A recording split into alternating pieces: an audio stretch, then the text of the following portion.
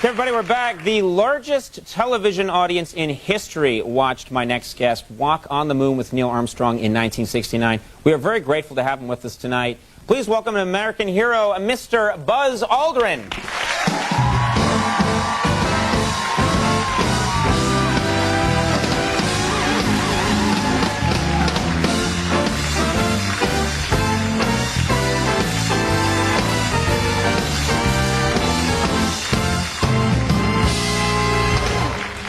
You went in for a kiss there for a second, didn't you? I had you worried, huh? I thought a little too much time in the capsule, Buzz. How are you? Thank you very much for being here. It's kind of lonely in there, you know. I don't want to know about that. Only two of us up there, you know.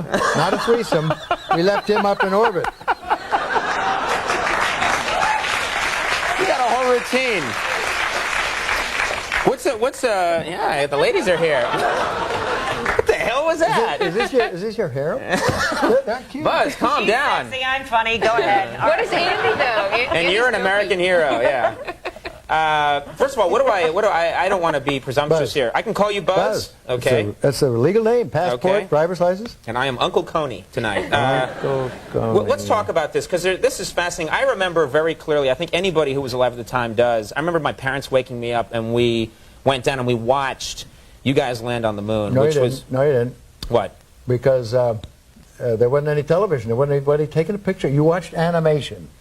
See, you associated what you saw with... I have very hazy memories. Yeah, I know. Well, no, but what we saw was we all were gathered around the old curved top radio and listened. Talking about you know, how many feet we were going to the left and right, and then I said contact light, engine stop. It was and a few exciting. other things, and then Neil said, Houston, Tranquility Base, the Eagle has landed. This was Man, how about that? that was very exciting. Not a bad line. Yeah, yeah. This was.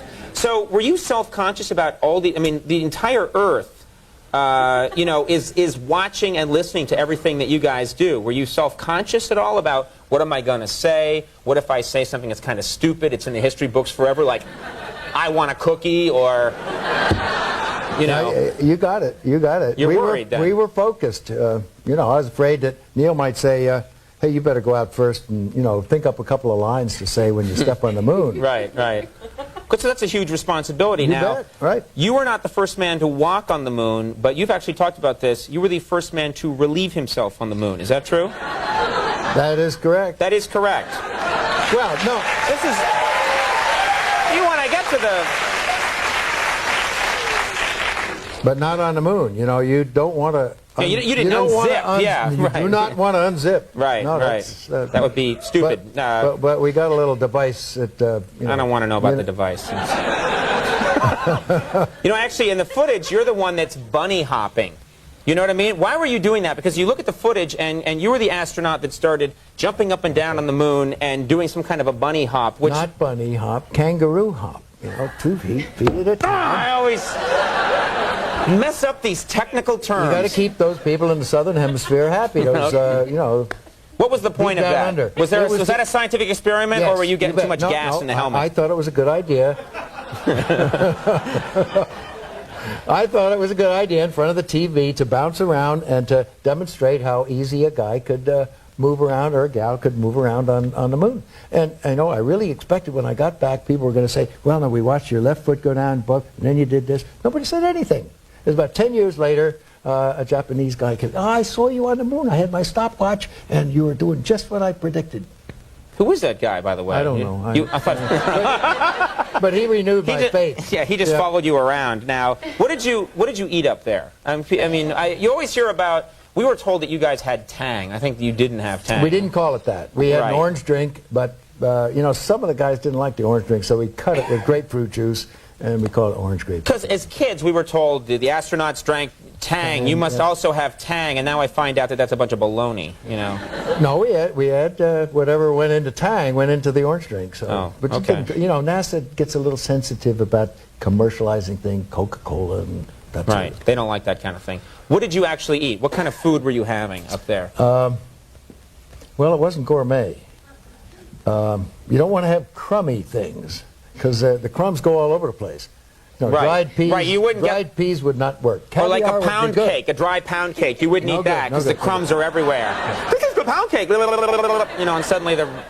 you're in trouble. But caviar would have been good, but it's a little expensive, and we Right. were getting a little over budget, so we had to have hot dogs, I think it was. You didn't have hot dogs. Little hot This is a dogs. big scientific mission. They But- shoved hot dogs into the capsule just before you went. Oh yeah, and have these. Whack. Well, no, it was new. It was innovative because up to that time we'd had what they call freeze dried. It's all in a plastic pouch, and it's all evacuated. You know, you take all the stuff out, Right. all the water out of it, Right. and on one end it's got a little valve, and you pump the water in through a water gun. Right. And if it's freeze-dried coffee, powdered Right. coffee, then you can put hot water in. That was luxury. The command module in Apollo had hot water in it. Well, You could now get coffee. we actually we're not going to get into it, but we the foods they have today are like freeze-dried pizzas, beef stroganoff. They have actual, They're good. add water and you get like a 9-layer cake. These Yeah. guys are No, it's, they it's have some almost serious like a food. TV dinner, and sometimes the TV puts you on the TV while Now, you're eating dinner. how did you?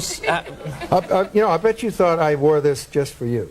What? Because of the With late all night these, scene. Not all these stars and moons and all that. It'd be nice if you wore a But I tie that was a didn't. tribute to me. No, this is my tie. No, I no. bet you thought that's. That's nice. You got a lot of stars and moons all over you. You're like the Lucky Charm guy. It's just like that's very cool. They're everywhere. And we. What do you got?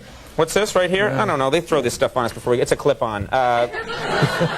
I have to mention before we go that you've written a book. This is a novel. That's right. And It's a- it's called The Return, right here, which people should check Techno-thriller. out. It's a techno-thriller. Thriller. And it's Yep. based on some of your experiences? No, it's based on what I think should happen. What should and happen? We need to start flying private citizens in space. And this talks about flying a journalist, and then a game show winner, pyramid to space, and then a coup de grace is a well-known celebrity. Yeah. Yes. Oh, no. Well known. No, Sorry. he's a basketball player, tall, retired, worked for a Right. shoe company. Michael James. Michael Jordan? Michael James. Yeah. We'll call, yeah. He's going to sue you so fast. Yeah. Michael Gordon. Well, the book, The Return, is available now. Buzz, it's really cool. I've always wanted to meet you. It's really great to have you on the program. Thank you for doing it. Hey, Yeah, nice to be thank you here. for being Yeah. here. Buzz Aldrin, everybody. We'll take a break. We'll be back. Stick around. That was neat. Thank you.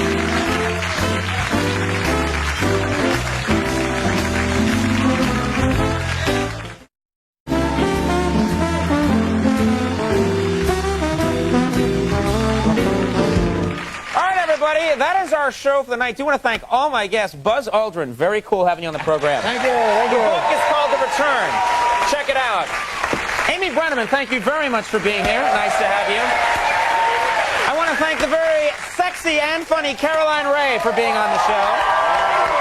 Of course, Mr. Andy Richter, Max Weinberg and the Max Weinberg 7. Stay tuned for later, everybody, and we'll see you tomorrow. Bye-bye.